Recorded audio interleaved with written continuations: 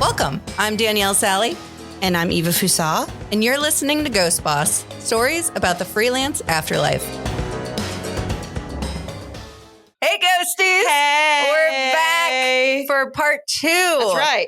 And we are about to dive back in to figure out what was in Mission Control. Right. So you're in Mission Control, Shawn. This is not where I thought anything was going to go, but you're in Mission Control. I know. I don't know how we got here, but I'm glad we're here. Yeah. Welcome to my life, because I don't really know how I got here either. I mean, most of our conversations at Ghost Boss, I'm like, I don't know how we ended up here, and that wasn't the topic today, but I'm okay with it. But usually it's me yelling about cucumbers and finding feathers on the ground. Just weird but Indian also, thing. much love, I don't do cucumbers either. It's because you're an ally. Yeah. Yeah. I'm just like, when you went on about the cucumbers, I was like, yes. Yeah, Christopher Columbus. Same. Yeah, Yeah. you're an ally. Yeah.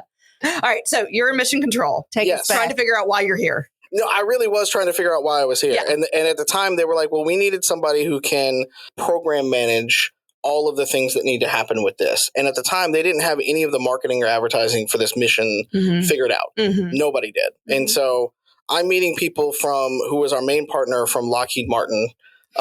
They were the ones who were actually building the spaceship. And they built like the launch system and everything like that. Because NASA uses a bunch of suppliers and stuff like that from around the world. I'm sure, right? Yeah. They're NASA. Right. they build and do a lot of the technology and stuff like that, but then they have people who are manufacturing. Yeah. You know, it's one of their big talking points about how much they bring in American jobs, yada, yada, yada. So they're trying to, and all the people who are from Lockheed Martin, there's one guy that works in like the marketing department, but everybody else are the literal engineers and rocket scientists from their group. And we're meeting like the literal like rocket scientists and things like that from NASA, and they're all trying to explain to us what in the world we're doing at this place. So come to find out, what happened was they wanted to test voice technology within the spacecraft to see if astronauts can use it on long-haul missions, or what they consider long-haul missions. Interesting. The moon is considered a long-haul mission because it takes 6 days to get there. I would assume. Just a touch. I was surprised it only takes 6 days to get to the moon as fast as they travel. Yeah, I guess it does feel closer than it is. It's 280,000 miles from Earth. Really? Yeah. Well, okay. Let me. Right. So this is I'm pushing up my glasses. Here, no, there we go.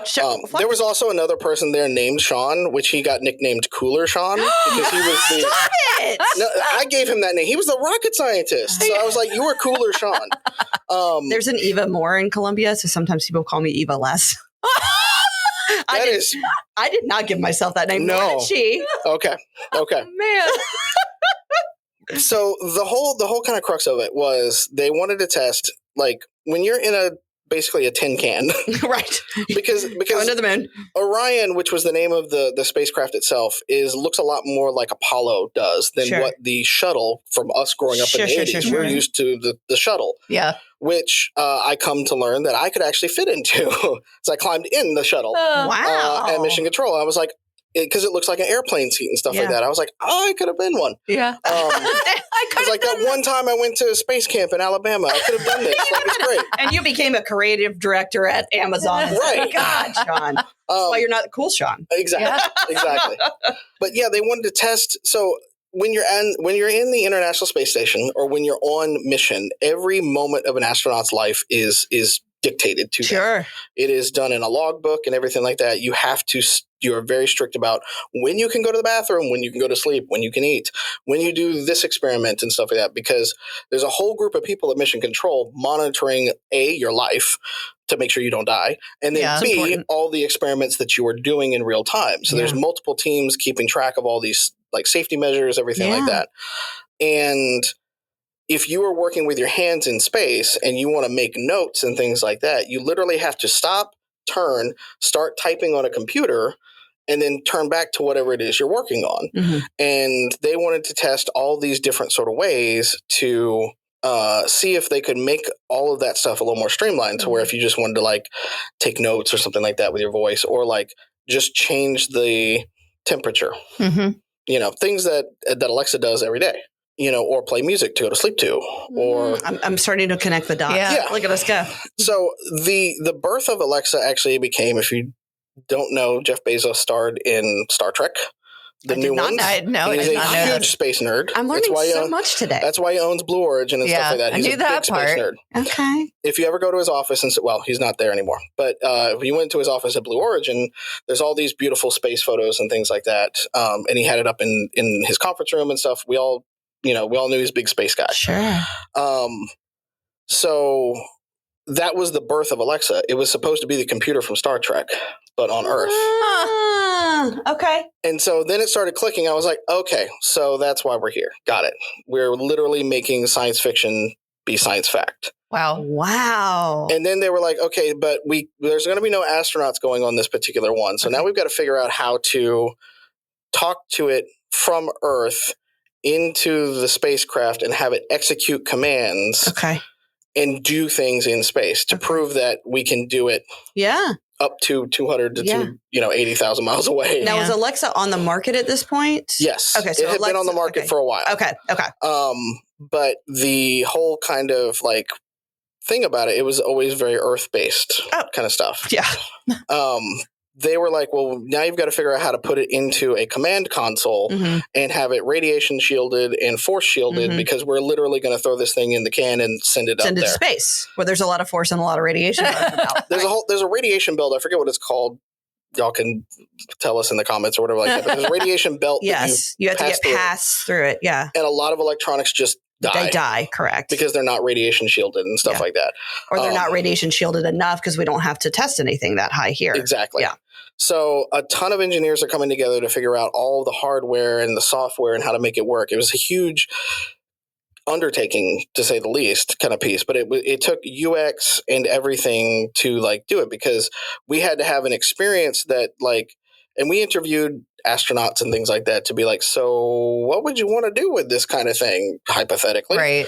And meeting some of these folks, like they took us down to the floor of the neutral buoyancy lab where they have submerged the ISS.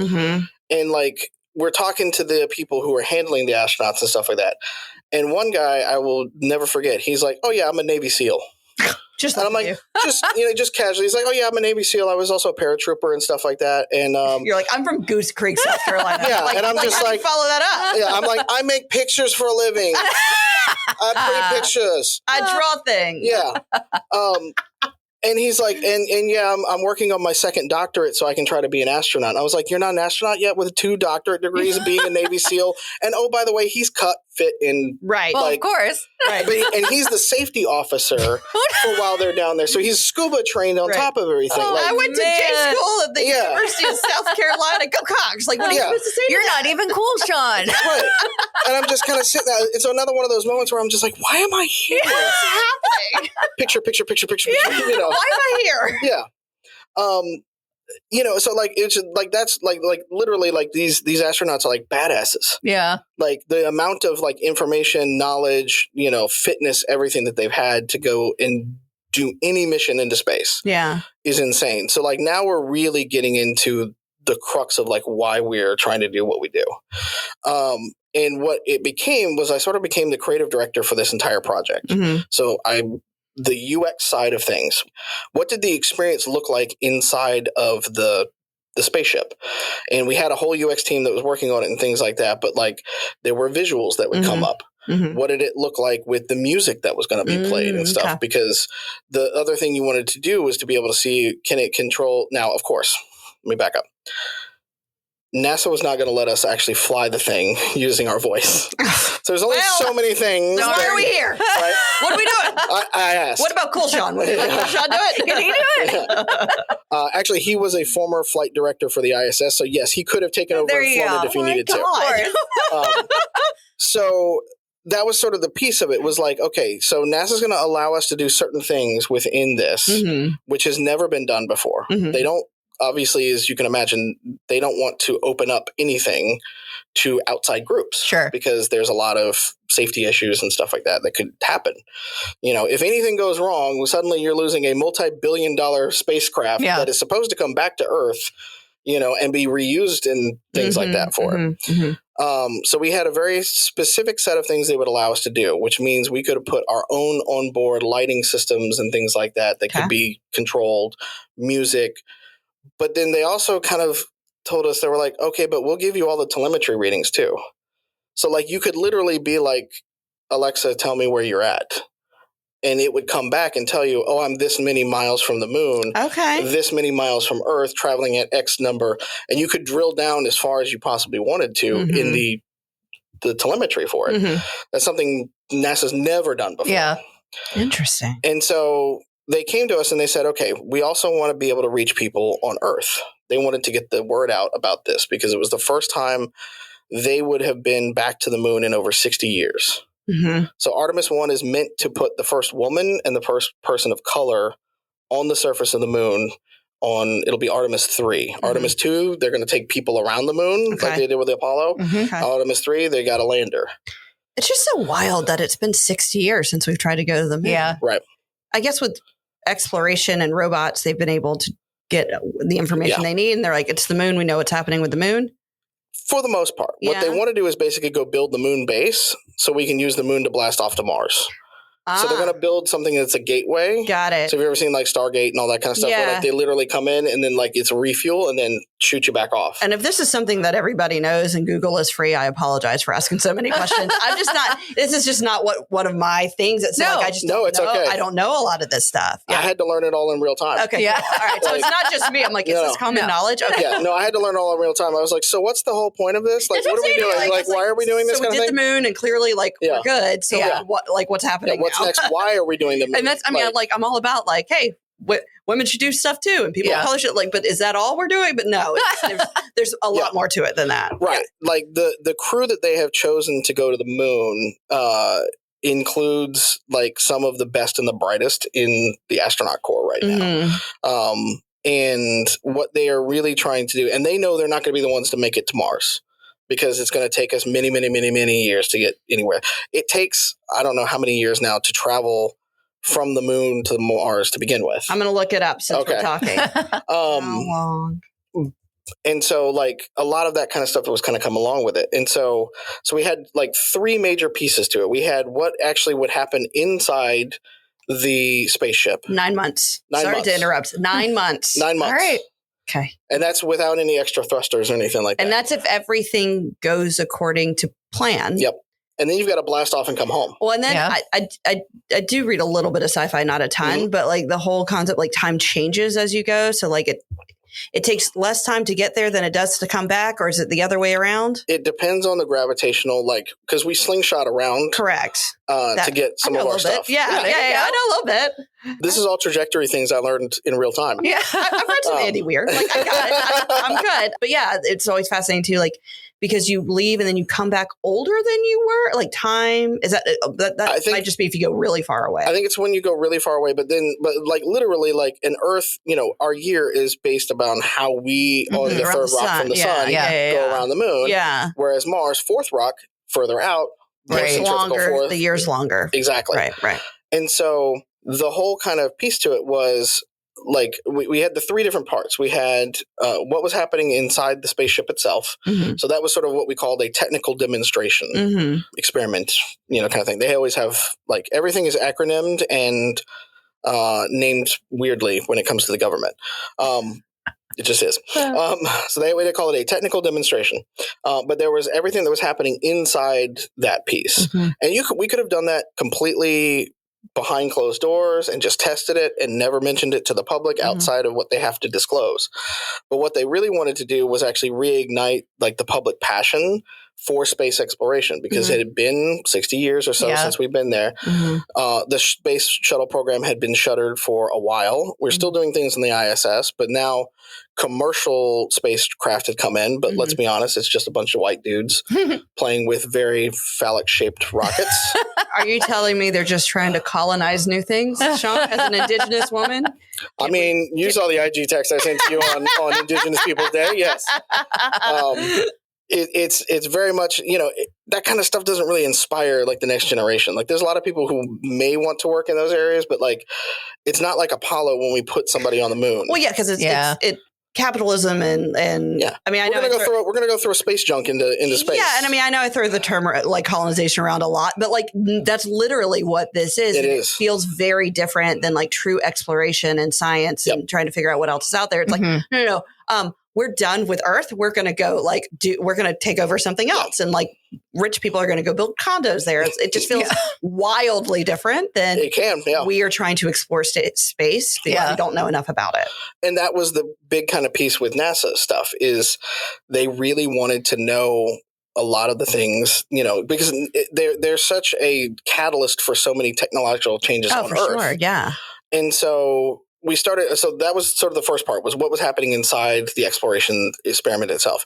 Then we had how were we going to treat what we came to call the virtual crew, the people that we would bring in on Earth that would speak to the spacecraft as it's going around, and what does that experience look like? Because y'all can imagine me trying to explain it to you right now. Imagine me trying to explain it to a room full of SVPs asking for money. Yeah, right. Like a lot of money. And you've less time to pitch. Like I imagine, like we can talk however long we need to talk. Right. You probably only got like this much time. You got to get their attention, get out. Right. Imagine trying to write that down in the doc that we talked about in the last episode. Like a one page. Like, why are we here? We're going to send Alexa to space. Yeah.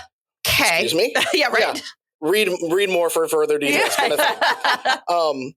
And then the third one was, what were we going to do for people at home when they are trying to follow along with the mission and stuff like that? Yeah. Not just what Alexa was doing, but like the mission in general. Because what NASA ended up allowing us to do was you could have asked during the mission anytime, you could go, Alexa, where is Orion? And it would take the telemetry data that it was already giving us on board and bring it to you from Earth, and we would make a map and show you the flight path and everything like that for it in real time. Then we had like space facts and all these other kind of things that we would do. And we made animations and stuff like that for the kids at home to like watch and stuff, like very factual kind of things. Yeah. That became a huge creative undertaking though, because beyond all the engineering and stuff like that for it, it was just, how are we going to humanize this and make it a thing? And so we had our limitations on what we could do inside the spacecraft, and that was like, cool, we know what box to play in. Sure. Now how do we actually make it palpable to somebody on Earth? And we literally built a room within mission control. It was, so ISS is on a certain floor, and our room was one floor above that, but directly into it. So we could literally drop a line into mission control and stuff like that with it. I had my own call sign, everything like that. And so we built it, and we built it like mission control. We got one of the desks in there that you could sit at. Cooler Shawn had his desk off to the side. And then I had mine over here. And then I had the technical director sitting next to me. So we had our own little mini mission control, because they would literally cede control of parts of the spacecraft to us. Oh my gosh. In windows that changed every day based on where they were at, because they were running experiments and things like that in real time too. Wild. They put what they call a moonikin, which is a mannequin kind of thing, but they call it a moonikin. Etymology of the word makes sense. I love it. Yeah. And then they because the seating is, for those on the podcast, it's like 2 by 2. So it's the commander and the pilot up top, and then the 2 other astronauts down below. It's supposed to fit 4 people total in this particular configuration. And then we put the console, which we called Callisto, in the front where the commander's position would be, because what we had was GoPro cameras like all over the place to show the interactions and stuff like that, and also to make sure it was working. Because if we couldn't hear Alexa coming back, but we could see the light ring happening, then we knew something was wrong with the microphone system coming back from NASA and things like that. So it was all this technical mumbo jumbo that we had to kind of do. And then we were working with WebEx to actually make a software system that could streamline actual video conferencing from Earth to the what they call deep space, which is beyond the moon, which is where we went. We did like a heck of a wide sort of span around it. And you could see it in real time. At most we had 10 seconds of delay, which if you could think about going almost 300,000 miles from Earth to be wave, and then less than 10 seconds later, you see yourself wave back on the screen is insane. Yeah. Right? And so we had to sort of think of okay, how are we going to explain this to people who are coming in brand new to this experience? And then we kind of thought, okay, let's bring in some celebrities. So we brought in Taraji P. Henson and Nick Jonas. Taraji P. Henson was in Hidden Figures. And so, who is wonderful to work with, by the way. Oh, yeah. She seems like a dream. Even better to party with afterwards. Oh, nice. Her people were amazing, too. Cool. But it is one of those, and Nick was wonderful to work with too, because we actually played his song in space. I was interested in the connection there. I mean, I'm sure there's something, but she was in Hidden Figures, so the Nick Jonas connection was a little bit more of along the lines of like, we wanted, music is such a big deal to astronauts and to like general Alexa users as it is. Well, and just the human condition as well. But right. And so we were kind of looking for folks that like, who could we bring in that like had the star power and stuff like that and could like really help us out with a good song and like would be generally interested in doing something like this. And then we started working with Nick's camp, and he came in and just like soaked it all in. Yeah. Like, because every time we brought somebody in, they got the full tour, because like the PR team, or they call them public something team for NASA, they don't have public relations per se. They have got like a public affairs team. That's what they call it. But this woman had been working there for 30 years. And so she knew every story you could possibly have. She knew where all the astronaut suits were stored, kind of thing. We actually got to go behind the scenes. We did a few different tours there learning about this kind of thing. They took us to the, in Hidden Figures where they're sending all the things via the pneumatic tubes. Yeah. Those all still exist in NASA, and they're in a boiler room in Mission Control. They don't use them anymore, though. They don't use them anymore. But they've been preserved, for lack of a better, like, kind of. Not preserved, but like as part of. Yeah, they're just part of the infrastructure. This building's been around since the 60s, 50s. Yeah. Yeah. It still has like our Mission Control room still had asbestos in it when they first started to like bust it up and pull it apart. Yeah. And we're standing in the middle of this room being like, okay, now imagine this is Mission Control. It was smoke filled still, like all the walls were yellow from like smoking back in the 60s and 70s. And it had all the old transistor computers and things like that. Yeah. And like, so this is going to be a modern Mission Control. And I went, okay, I'm going to take your word on that one, kind of thing. Sure. So that's, yeah. I'll be. Let me know just when to show up when it's ready.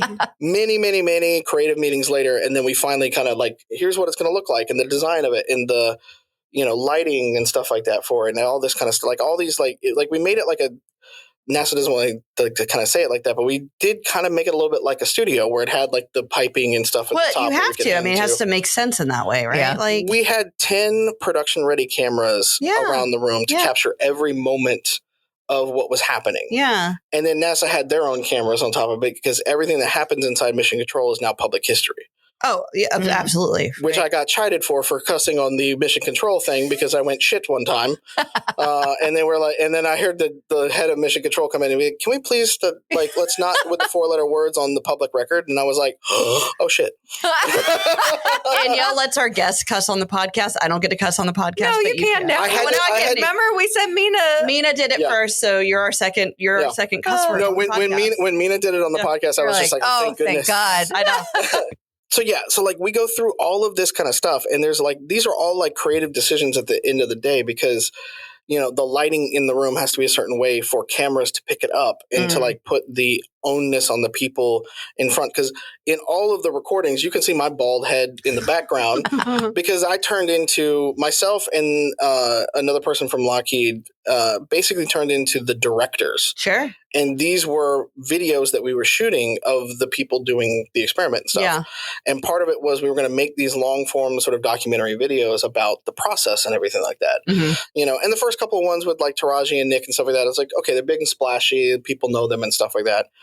But as we're kind of going along, we actually had somebody come up and challenge us, and they were like, what about customers with special needs? And I went, let's do it. Yeah. I won't say what I really wanted to say, kind of thing. We just talked about not cursing. But so now all of a sudden we have to come up with a whole process of this to help people with special needs and disabilities actually work in this process. Yeah. So we brought in a person who was blind and a person who was a quadriplegic.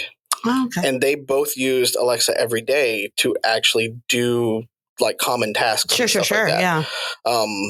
And so we brought them in, and they were the most wonderful people you've ever met in your entire life. But now in public record, a blind man is controlling a spacecraft 200 and something thousand miles from Earth. I mean, I love that. Like, I just think it's cool that like technology, like made all those things happen in like such a specific way. Yeah.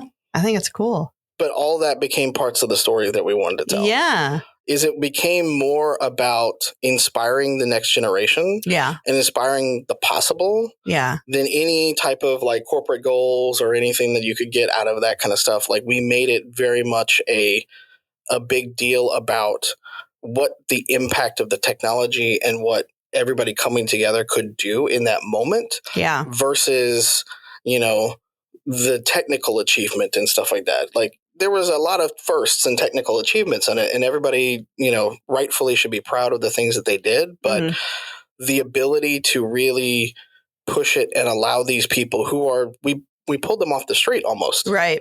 You know, it's like, oh, by the way, you want to come to Houston? Yeah. And oh, by the way, you want to come to Mission Control? Do you want to fly an air? Do you want to fly a plane? Spacecraft? Yeah. Your voice?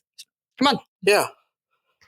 I just think I find that story just so interesting when you talk about Amazon or any big company, and you talk about tech, and you talk about like you think about what that's done and how that proliferates in our society. It's easy to forget about the inspiring moments, right? Yeah. Like it's easy just to think about, you know, the mundaneness of some of the tech that, you know, we're so inundated and we're so used to it. And it's just easy to forget, like, you know, like we're changing the world and like inspiring the next generation of scientists and engineers and astronauts, not just making a button to get toilet paper. Not that you don't need that, Danielle. It was still nice to have. Not that it's not important. Not that it's not important. I mean, those things are important, but like, I think going back to your point about storytelling is that like the things that are important are still there, but then you have to make sure to be telling like the big stories as well. Yeah. Right? You got to find the why. For us, it was, we were getting absolutely nowhere despite the senior VPs being the ones to actually like sign a physical contract with NASA and them to say, you know, here's a lot of money. We're going to go do this thing for you. And here's a lot of engineering and science times and things like that.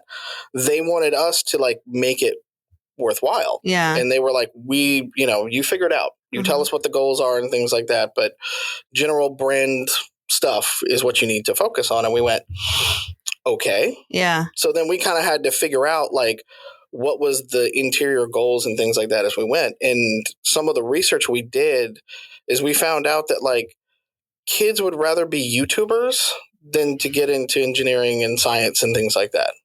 And I think that, I mean, I say this, my son's 7, right? And so like, he does want to be a YouTuber, and it's based on like what they're exposed to. Exactly.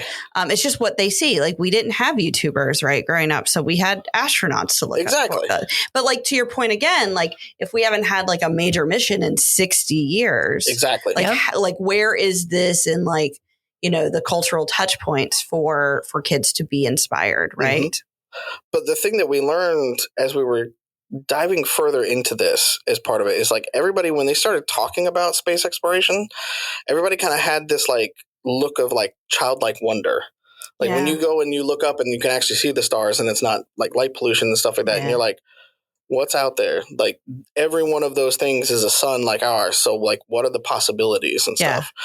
And everybody from like 6 to 65 all had that kind of thought process with them. And so, but we were getting like inside Amazon and stuff like that, we weren't getting a lot of like the push that we needed to actually go big with this kind of piece. Yeah. You know, we could do everything we wanted to do in terms of the experience, but actually marketing it and getting it in people's hands was like a totally different thing. Sure. Yeah. So we went and built a brand anthem, which was going to be just generally the announcement for the project and stuff like that. And then we turned it into the brand anthem internally as well. And said, you know, this is the story and here's how it's going to come across and everything like that. And we made it so simple. All the things that I just explained to you all over 2 episodes now, like we put it into 40 seconds and put an emotional hook to it. Yeah. And then people would watch it and they started to cry. That's incredible. Because it's one of those things where like you don't get it until you see a kid get excited and then it zooms out and their face is on the center console of Orion that's flying to the moon. Kind of piece. And that was the whole kind of hook to it and stuff like that of like, this is something that's going to be completely new. Nobody's ever been able to do it.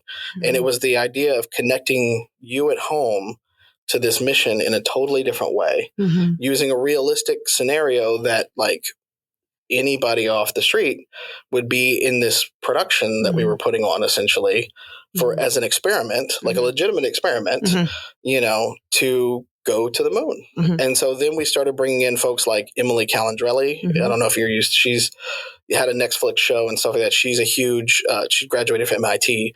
She's big about kids in STEM. Yeah. So through WebEx with our partners and stuff like that, we just brought in like, I don't even know how many, I think it was 20, 30,000 students on one time in a WebEx call. And she hosted a STEM one where they got to say and ask the questions and stuff like that, you know, through Emily, because she was the one with the microphone connected to the craft. But, you know, now she's putting this stuff on for all these students and they literally are getting to see science at work in a cool way. Yeah. I think seeing it at work is like what...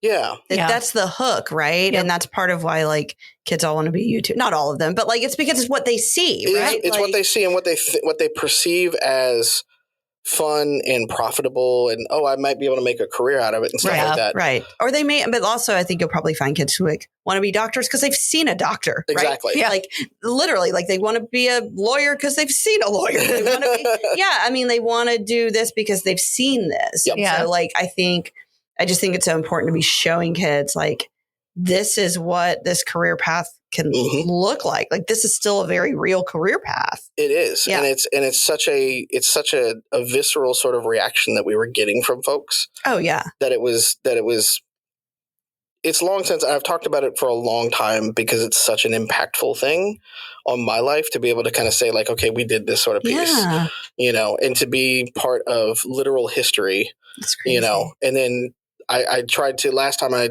taught at USC and stuff like that. I was just like, okay, so I know that you guys are in the middle of Columbia, South Carolina, but let me tell you where your creative direction and your VisCom degree can take you because I certainly didn't believe it when we started this kind of thing. Yeah. And that was such a big, powerful sort of message for me of trying to like say those things that I wish people would have said to me when I was growing up. Yeah. To be like, you know, not that South Carolina is a trap or anything like that kind of piece. But like when you got out of college and things and we talked a little bit about like, oh crap, you know, what happened and stuff like that, you kind of like, you're like, okay, well now what do you do? You know, and it's like, well, you can do anything. Yeah. Yeah. Well, and I think that goes to something important too, because so I grew up in South Carolina and I'm the first person in my family to go to college. Same. Right. And so like, I wanted to go to journalism school. One of the best journalism schools on the East Coast is in your backyard and you can go in-state with all this in-state money. Why would I not go to USC? Yep. But there is this feeling, not just like being an astronaut and with engineers, but I also feel like with creatives, like sometimes it feels like if you didn't go to a big fancy school, if you don't have some flashy name on your degree, that will mean you'll never have big impactful moments in your career. That means you'll never do anything that goes down in the history books. Right. Yep. And so I think that's important for people to hear. Like your education's important and you don't have to have gone to MIT. Now, if you went to MIT, that's delightful. That's wonderful. Right. Yeah. You don't have to have gone to MIT or Harvard to make like a huge impact. Well, and for us, I don't know if it was the same thing for you, but it was like anybody going to SCAD. I was so glad you didn't mention my school. Like, oh, she went to MIT and Harvard. We're good. Yeah, no. There was a lot of us that were just like, oh, SCAD, that's cool. Yeah. There's a separate discussion about like becoming a creative through an art, like a true art school versus like a 4-year like what do they call you? Like a public. I guess we're a public school. I don't know. Well, they are a public school. But like, what do you call a not art school? Like just a large university? Yeah. Kind of piece. Yeah. Yeah. So there are different approaches to getting out there. And I think there's pros and cons on both sides. Definitely. For sure. I would agree with. So the imposter syndrome, I think, exists either way, right? Yeah. Like, no matter what. Yeah. Like, and so we can unpack that a different time. We're talking about astronauts at MIT right now. I know. We'll get into SCAD. We'll do episode 3. I got a ton on imposter syndrome when it comes to that. But yeah, no, I think it's just the kind of thing of like when you think about what it is that you do, like people think about what we do as creatives and stuff like that, and they think about, oh, well, you make pictures or we talked about that. Do branding and you do these kinds of things, and it's like, no, we tell stories. Yeah. and we create experiences and things like that. Yeah. And those can be as impactful as you can get Sure. when it kind of comes to these things. And I think that's the difference that a lot of folks, like, as you start to kind of get like design, photography, audio, all those are just skills. Those are technical skills that you use along the way to do this thing. Right. Mm-hmm. And to achieve this, business goal or this experience or whatever that you kind of want to do, and I don't think that they teach that enough in school a lot of times. Yes, learn the technical things. Oh, yes, all that kind of stuff. Yeah. The output still got to be good. Like if it wasn't good, then we wouldn't have had the impact that we did. Yeah. But it was also kind of the thing where it's like, if you don't think about what could be and what you can think, and pull out of these kind of creative pieces, then you're never going to break out of that cycle, of just, I make a design or I make a layout, that kind of thing. So I'm not going to have that kind of impact on people's lives. But you can on much smaller scales, right? Like in that 100%. I think that's part of it too, right? Like, cause it is all at the end of the day about a human connection. Mm-hmm. And we do so much with technology and through our screens and through our phones. And so I would argue that now we have to fight more to make the human connection real because we are so hyper connected and we have to kind of come through the static so much. And we have 40 seconds to make you feel something. Right. A tile commercial made me cry. A couple of days ago. I don't know if y'all have seen it yet. It showed up. It was only a minute, but it made me stop and watch. Yeah. It was about this little boy, and he left his jacket at school, and then his parents get into an argument about the jacket, and he overhears them, and he feels really bad, and so then he won't take the jacket off.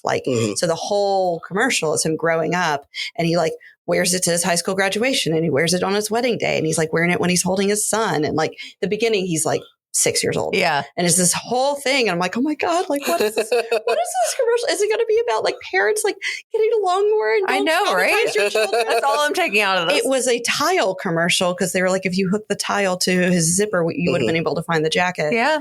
But I was like, damn it. They made me cry. It was Friday, Danielle. I was having a day. But it just goes to show you that, yes, we are telling stories, we're humanizing things, and that's what makes good design and advertising or marketing or whatever you want to call it. Yeah. Yeah. I like to call it the capital B brands, where Capital we can do the capital, we can separate whatever it is that we're doing. Yeah. And I work with a lot of small businesses and individuals now. Sure. Where I'm using all the same sort of tricks of the trade that I've done for over the years. But I'm trying to show them the possibilities in that kind of piece. It's okay, yes, you do this thing, or yes, you're a real estate agent and stuff like that. But what does that really mean? Right. You're giving somebody a home. What are they doing in that home now? Are they going to raise a child in that home? Right. Is that child's going to come up and be like, that was my first house? Yeah. Right. Or that's the only house I know. That's the only house I know. Right. Right. And it's a lot of those kinds of things where you're really, it's yes, you do a thing, but you're also doing this human thing on the back end of stuff. And it's been a huge backlash for me is social media and trying to market myself and all those kind of things where I'm just it just feels like shouting in the void so much. Yeah. And I'm just okay, I want to get back to how do we connect on a human level? Yeah. To where it just feels like you can feel something. It feels authentic. It feels authentic. Yeah. I also love your story too, because when I do a lot of work with the students at USC, mostly through the art program, but sometimes through the J school. And the number one thing I hear not the number one, but I often hear when I tell them my story, they're like, well, I only want to work for an agency. No offense. A lot of offense over here. You went to SCAD. You worked in an advertising agency. And agency work is great. I have given lots of credit to agency work many times on this podcast, and I work with agencies, and it's wonderful. But 85% of full-time employed designers work in-house at some point in their career. Maybe we can't all. No. Go on. Look, there's only so many turn-off Newmans in South Carolina. That's right. And that part of it is a numbers game. It is. It is a numbers game, Part though. of it's a numbers game, and part of it, there's a lot of things. But anyways, I always love to point out, I'm like, do you think, because I think there's a perception that in-house work is not as valid as agency work, and it just feeds imposter syndrome. We all know that statement's not true, but you feel that way when you're looking for jobs, particularly right out of school. Yeah. And I always bring up people like you, or like I have other friends that work like for big in-house teams. I'm like, are you telling me my friend Shawn that worked at Amazon for 15 years that his work doesn't count? Yeah, right. Are you telling me my friend that worked at Facebook, his work doesn't count? Right. Are you telling me my friend who worked at Nike, her work doesn't count? Like, I know like in-house at that scale, that's capital IH in-house work.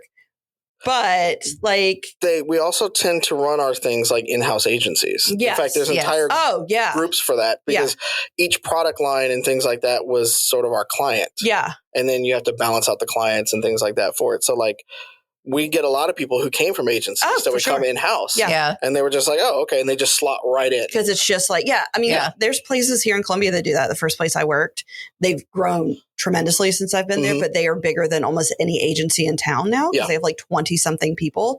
They have 2 traffic managers, right? Like they have a full dedicated in-house photographer. Like they run like a little agency. And so I just think it's important to call that out so that we all know in the industry. Yes.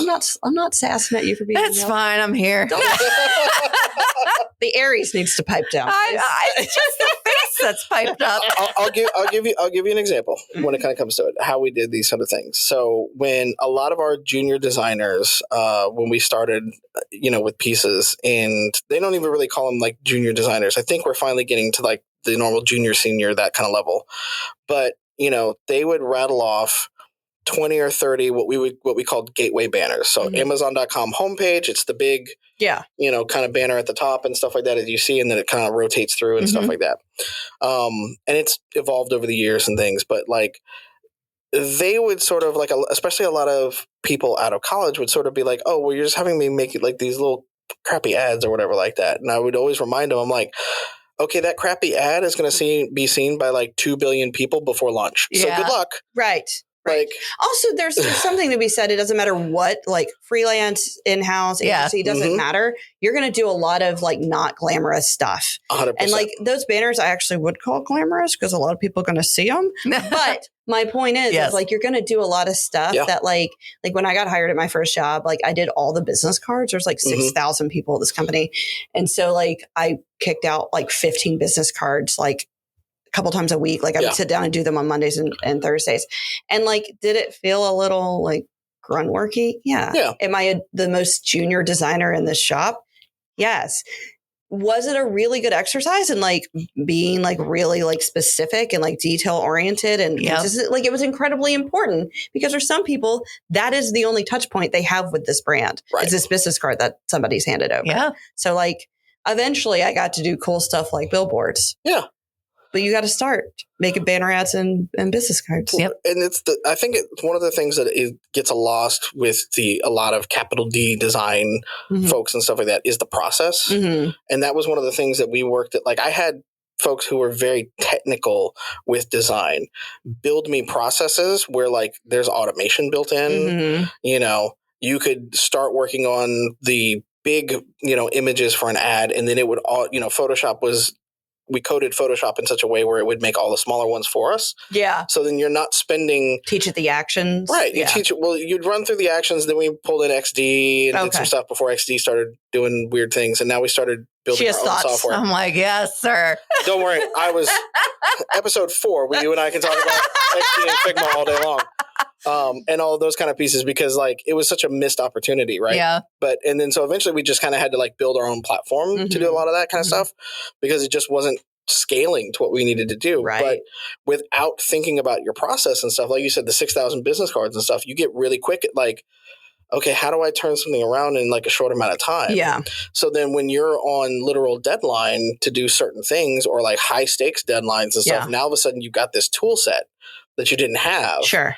From doing the 6,000 business cards or the small, tiny little ads and things like that people see on the website and stuff. Forms. Like I made so many damn forms. So many forms. Yeah. And now, but that attentiveness to detail and that ability to like really line up all the lines and the check boxes and stuff has taught me a lot of stuff that's impacted my process, like looking through things and like checking, like figuring out what's the longest thing I'm going to have to do with and typeset that for like that stuff sounds really obvious to us, but like until you do some of these really tedious projects, you don't know how to start that way, right? That's the biggest imposter syndrome thing that I've battled with since going freelance is well, things like today where I'm just like, who the hell wants to hear what I have to say? I just do this kind of thing, us. you know, and it's a lot of that kind of stuff where like, it sounds super logical and normal to me when I try to talk about something that's very different too, where I talk about the storytelling of all of this stuff. And I use that as the backbone to a lot of my talks and things like that. Whereas a lot of people are still focused on like traditional branding and things like that, where that is going to be very soon out the window, the way that things What are is going. Traditional branding in 2024? Just like newspapers. And now I feel like anybody in media knows, like you absolutely have to be nimble. You have to be able to, you know, I think the print empire sat for so long and it was just so infallible for so long. That now it's just like everybody's like, no, we can. What are we doing tomorrow? Like we'll just pivot everything tomorrow. It's fine. It's fine. What's the next social media thing that's coming out? Let's go to that. We're gonna do that. Yeah. All right. So we've talked about so many things I didn't expect. Fascinating. It's fascinating. Yes. That's Danielle's catchphrase. Fascinating. I'm going to get it tattooed on my body. Yeah. I don't have the catchphrase. My face just has subtitles. So it's always like, but no, this has been wonderful. We did not get to talk about, though, your freelance gig or your podcast. My afterlife. Your afterlife. So please, and we'll have you on another time to talk in depth about that. But please plug those things so our people can find you and go check you out and your work. Yeah. So if you want to follow me everywhere, it's at the Mallow Man without a W. So it's MALLOMAN. Okay. I talk a little bit about everything there, including my podcasts and stuff like that, where I do my podcast is a little bit of my separate work for it. So it's where I get to be really artsy and stuff like that. So it's called Identico. It's a total game system and things I made, but we get to do live action acting and things like that for you as well. So that's kind of the getaway sort of piece to it. But my agency is called Runnels and Rourk. So it's named after my partner and I. And so if you want to follow us on that kind of stuff, we are out there doing all sorts of things. Okay. And we'll tag you on all the things. So they'll be able to find you. Yeah. For sure. Awesome. Yeah. Well, thanks so much for coming on. Thank you for having me. Thank you. Yeah. You know what? I'm just going to end this with, I think you are cool, Shawn. I think you're cool. Cooler, Shawn. Cooler, Shawn, right? Was the other one's cool? Yeah. I'm going to go out. You're cool as Shawn. Oh, cool as Shawn. Yeah. You're at least the coolest Shawn who's been on Ghost Boss. Yes.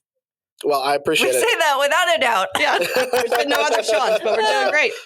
You're the coolest dude on our podcast. You're the first male guest we've had. There we go. There we go.